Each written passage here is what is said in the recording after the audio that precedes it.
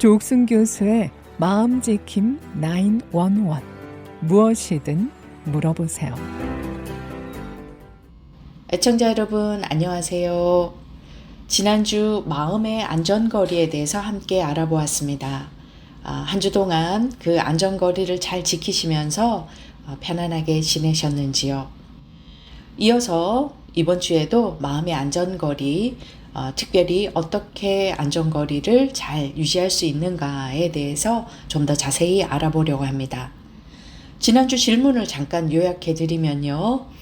주변 분들과 오래오래 좋은 관계를 맺고 싶은데 좀 불편할 때가 있다. 특히 그분들이 너무 편안하게 상대의 시간이나 또 스케줄을 물어보지 않고 찾아오거나 아니면 말을 너무 함부로 해서 좀 이렇게 불편감을 느끼게 하거나 그리고 물건도 물어보지 않고 마치 자기 것처럼 쓴다거나 이렇게 이 안전거리가 지켜지지 않고 또 너무나 이 경계가 불분명할 때 좀 불편한 마음이 들고 관계가 어색해진다 이렇게 말씀을 하셨고요.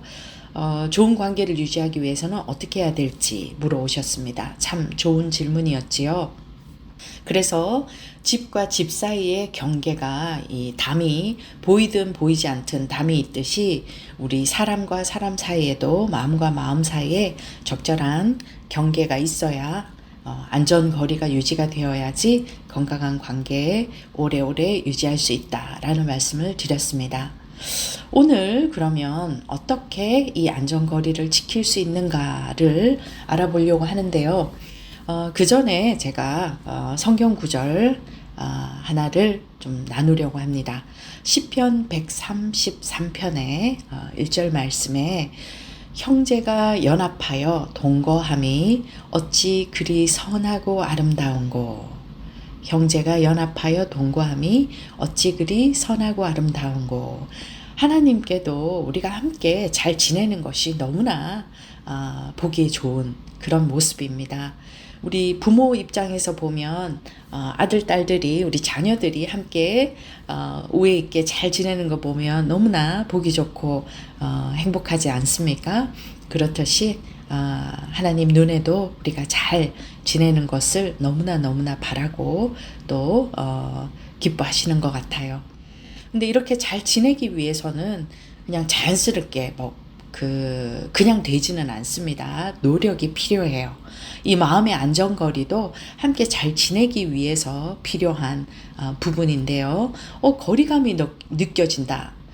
마음의 거리라고 하니까 무조건 좋지 않은 걸로 생각하시는데 그렇지 않아요. 안전한 거리가 있을 때 더 편안하게 지낼 수 있습니다.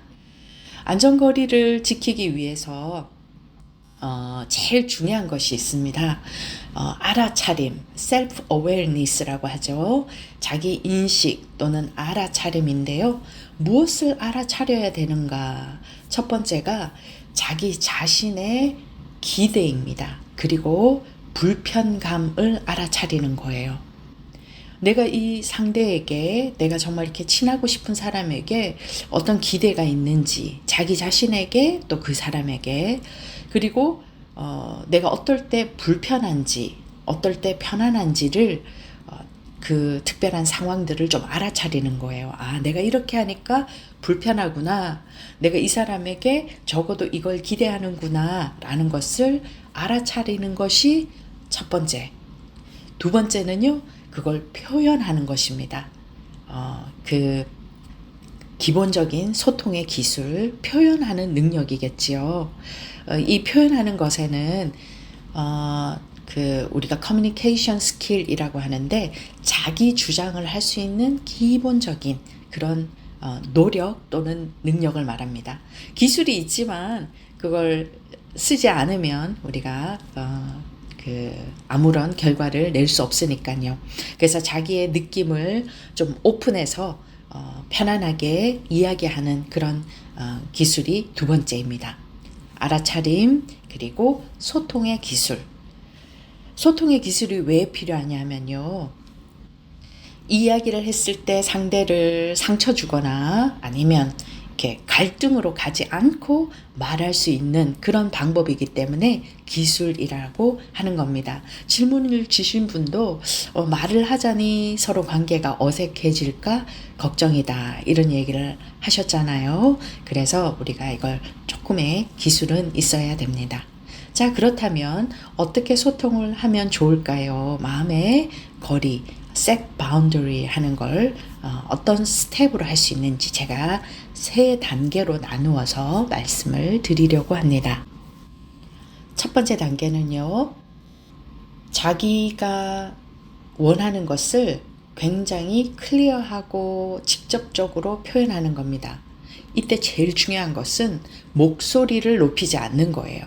화가 난 목소리 또는 뭔가 이렇게 불안하고 또 상대를 비난하는 그런 톤으로 말하지 않고 중립적인 목소리로 이야기하는 것입니다. 두 번째 스텝은요, 자기가 원하는 것을 좀 직접적으로 얘기하는 거예요. 사람들이 이거 하지 마, 이러지 마 하는데 원하지 않는 것보다는 자기가 원하는 것을 이야기하는 것입니다. 나 그렇게 하지 마 하면 그럼 뭘 원하는지를 상대가 알아차리기가 어렵다는 거죠. 그래서 두 번째 단계는 원하는 것을 분명하게 말하기. 세 번째 단계는 조금 불편한 그런 느낌이 생기더라도 그걸 수용하는 것이 필요합니다. 그래서 불편감을 감수하라는 거죠. 말하고 조금 미안한 느낌도 들고 좀 부끄럽기도 하고 어떻게 보면 혹시 상대가 상처받지 않았을까 하는 그런 걱정도 생길 수 있는데 이것도 좀 감수를 하셔야 됩니다.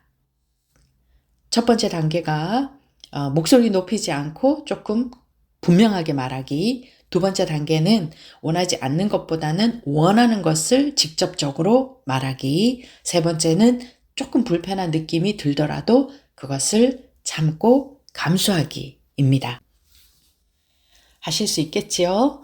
예를 들면 전화가 와서 시간이 가능한지 물어보지 않고 불쑥 자기 얘기를 하시는 분들이 있습니다. 지금 통화가 가능해? 전화 받을 수 있겠어? 물어보지 않고 자기 이야기를 그냥 막 쏟아내요. 근데 20분, 30분, 1시간, 심지어는 몇 시간도 그렇게 얘기하시는 분이 있거든요. 그럴 때는 아주 목소리를 높이지 말고 참다 하면 나중에 화를 내요. 그리고 이게 몇 번 거듭되면 그 사람의 전화를 자기도 모르게 피하게 됩니다. 그럼 결국은 관계가 나빠지죠. 그래서 참는 것만이 해결책이 아니라는 겁니다. 그래서 그 사람에게 너 이러지 마가 아니라 통화할 수 있는 시간을 말해주면 됩니다. 친구야, 내가 지금 30분 정도 아니면 10분 정도 통화를 더 할 수 있어. 이렇게 시간을 알려주시면 됩니다. 그럼 그 친구가 10분? 그래. 그러면 10분 안에 자기가 이야기할 수가 있겠지요. 그래서 내가 너 이야기를 더 들어주고 싶지만 내가 10분 후에는 집에서 나가야 돼. 아니면 10분밖에 시간이 없어. 그리고 또는 지금까지 얘기해 준 거 너무 고맙고 또 내가 그러면 한번 생각해 볼게. 그리고 오늘은 전화를 여기다 끊자. 다음에 내가 지금 또 다시 전화를 할게. 내가 그 다음 스케줄이 있어서 그래.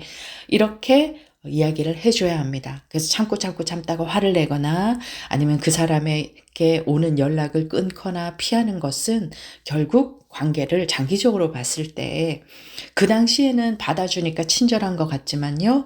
나중에는 관계가 멀어져요. 피하게 되거나 아니면 그 사람이 불편해지기 시작하고 어느 순간 개박, 원망하는 마음이 생겨요. 그렇죠? 그래서 이렇게 클리어하게 원하는 것이 뭔지 나 지금 10분 정도 시간이 있어. 그렇게 이야기를 해주면 좋고요.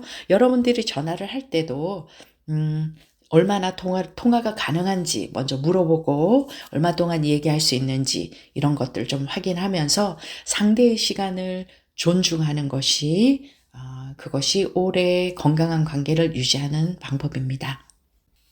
그리고 심지어는 가족 사이에도 내가 지금 혼자 있는 시간이 필요하다. 좀 쉬어야 되겠다. 이런 이야기를 하는 것이 바운더리 건강한 경계, 안전거리를 유지하는 방법입니다. 가족이라고 해서 그 경계가 없다면 서로를 불편하게 할 수도 있겠죠. 예를 들면 아이들이 와서 엄마에게 이것저것 부탁하고 끊임없이 뭔가 이렇게 요구를 할 때 얘들아, 엄마가 좀 혼자서 쉬어야 할 것 같아. 그래서 한 30분 정도 엄마 방에 있다가 나갈게. 아니면 한 1시간 후에 다시 이야기하자. 엄마가 지금 너무 피곤해서 그래. 이것도 아주 좋은 이 마음의 안전거리를 만드는 방법입니다. 참다가 아이들에게 화를 내거나 소리를 지르는 것보다는요, 내가 시간이 필요하다, 혼자 있는 시간이 필요하다, 휴식이 필요하다는 걸 남편, 아내 또는 자녀들에게 이야기할 필요가 있습니다.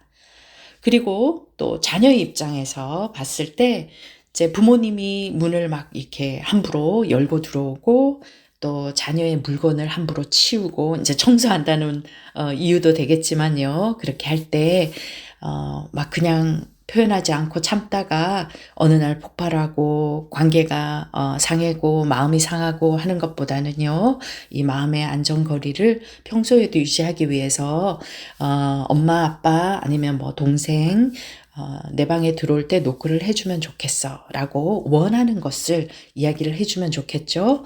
근데 이 이야기를 할 때 자기가 알아차려야 되겠죠. 아, 내가 노크하지 않고 들어오는 것이 내가 마음이 불편하구나. 이건 내가 원하는 것이 아니구나. 내가 가족들이 나의 공간을 좀 존중해주면 좋겠다라는 기대가 있구나라는 걸 알아차리는 것이 중요하겠지요. 그리고 가족에게 목소리를 높이지 않고 이야기를 하는 것이죠. 내 방에 들어올 때 노크를 좀 해주면 좋겠어요. 그렇게 해서 서로의 안전거리 또 마음의 이 건강한 경계를 설정하는 것이 굉장히 중요합니다. 가족 간에도 교회에서도 마찬가지죠. 형제 자매님들이 서로의 시간과 서로의 공간과 또 마음을 침범하지 않기 위해서 서로 조심하고 또 경계를 잘 마음의 안전거리를 잘 유지하는 것이 중요합니다. 그래서 이번 한 주 동안 한번 연습해 보면 좋겠어요. 그래서 교회에서도 또 집에서도 심지어 직장에서도 그런 마음의 안전거리를 잘 유지하셔서 편안하게 주변 분들과 지내고 또 그 속에서 그리스도의 향기도 전하고 또 주님의 사랑도 함께 나누면서 말씀을 생활 속에서 실천할 수 있으면 좋겠습니다. 오늘도 주님 안에서 기쁘고 감사한 하루 되십시오.